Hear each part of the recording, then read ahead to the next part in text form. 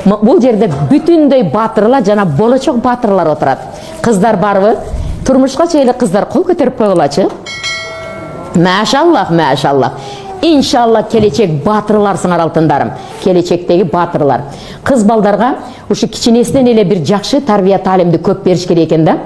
Сахабалардын доорунда апалар бойкат болгондо колдорун коюп, экинчи колу менен Куранды кармап, аябай үн чыгарып окуйт экен да.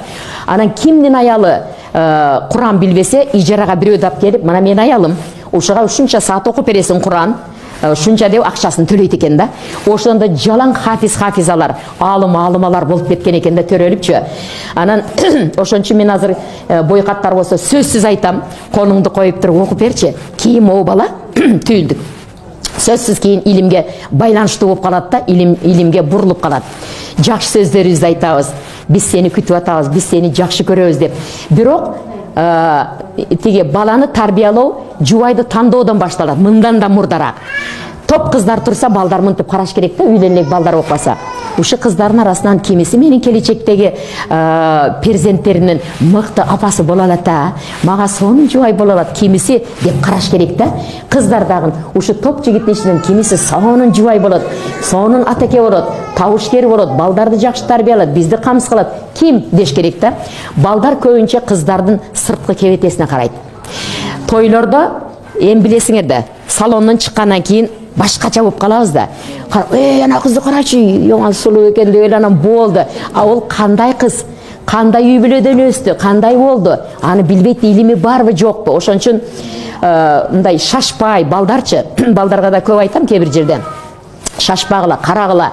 Мындай бир толкунда сүйлөшүп калыш керек да. Кийин эле караса бир башкача, тескери сүйлөйт, башка болот. Садбакас устаз бир эмен айтты эле баянды.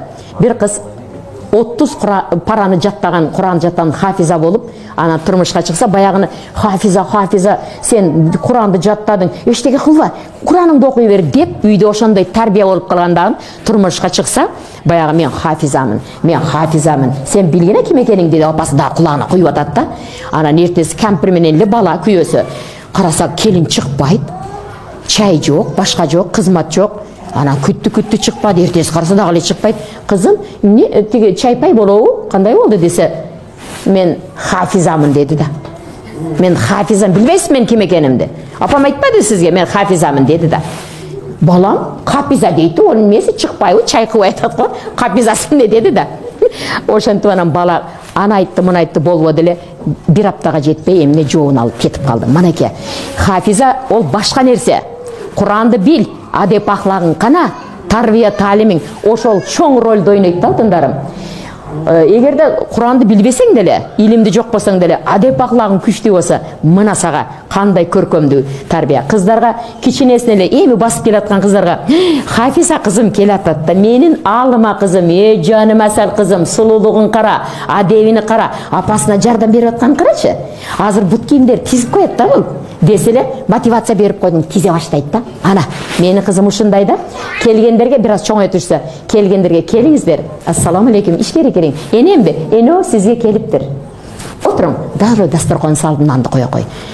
Ичиң жылыйбы? Ай, күйчүн эле кыз а.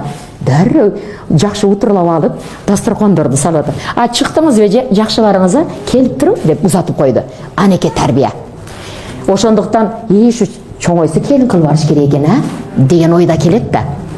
Ошондуктан кыздар мыкты тарбия алып, энелер үйрөтүп, такатып кылып койсо, келин болуп барганда ал эртеси эле тура карап жөнөйт да, ошол иштерди кыла баштайт. А кээ бир келиндер эмне болду, чыкпайт го? Бирөөлөр келсе келин чыкпай атат, үйдөн эмнеге? Билбейм, кирип кетип жок. Ол чыгып эмне кылышын билбейт да. Үйрөтүлгөн эмес да. Бир жерге келин көргөнү барып калдык. Учураштан чыкты. Бир маалда чайнекти көтөрүп кетти, чай койгону. Жолду кетип баратып, аны муну бүтүрүп, ону ояка буяка кылып чайды коюп келатып, дагы салыштырып, жийиштирип кирип кетти. Мыкты келин экен, мен басканын карайм да, өзүнө ишенимдүү, өзүнө баа берген адамдар сонун басат да, походкасынан билинип калат да, кимдин кандай экендигичи. Тыкылдап жакшы басты, анан жол катары эле терип иштерди кылып кирип кетти эле. Бактыңар бар экен, жакшы келин болуптур, жакшы бал тарбия кылып алгыла, мага жакты дедим да. Кара, чайнекти алып, шоойнча эле барып чайды коюп кайра мынтип кирсе болот эле да. Жок, жолдо папыти башка иштерди кылып кетти да. Баракалла дедим да. Мен назарыма дароо илинди да.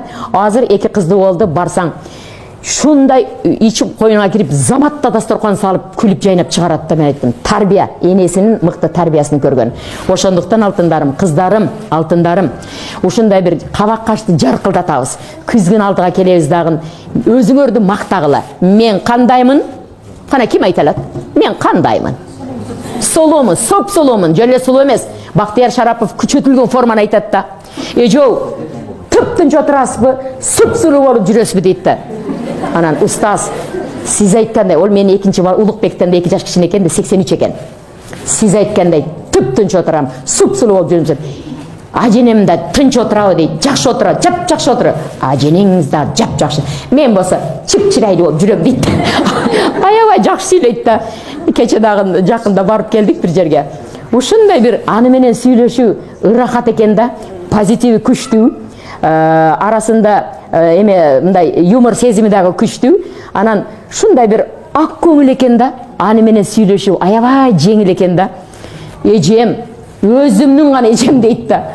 Мага жагат да ошо сөз. Анан эки укамды айттым, Аскар менен Муктарды. Мананы угуп койгулачы Голосовойду. Мен силердин кандай эжеңермин? Өзүңөрдүкүмү? О дейт. Айтпайсыңарго өзүмдүн эжем деп. Бактиярды укулачы, Баткендик баланы. Өзүмнүн гана эжем дейт да. Бактияр, устаз, мага шу сөзүңүз аябай жагат дейт да. Жок, өзүмдүн эжемсиз да дейт. Кара, өзгөнгө бардык, Алайга бардык, Ноокатка бардык, Ошто. Өзүмнүн гана эжем дейт да. Бул диндеш бир туугандар кандашка караганда жакын экен да. Bir толкунда сүйлөшөсүң, бир багытты карайсың. Кыздарым, алтындарым, күзгүдөн карап өзүңөрдү. Мен өзүңөргө эң сонун позитивдүү сөздөрдү айткыла. Мен мыктымын. Онтубай оорубай турдукпуз эрте менен. Элхамдулиллах алтындарым, шүгүрлөрдү айтпайлыбы, Күзгүнү карап туруп, мен кандай татынакаймын, суп-сулуумун, акылдуумун, ыймандуумун, деп туруп карап. Мен бакыт кушу коомдо. Ийгилик мени коштоп жүрөт. Кычыраган сонун ыймандуу жигит келатат. Костюмшумду кийип койгула, кара туфлини. Корс келатат, үйүнү угулуп атат да.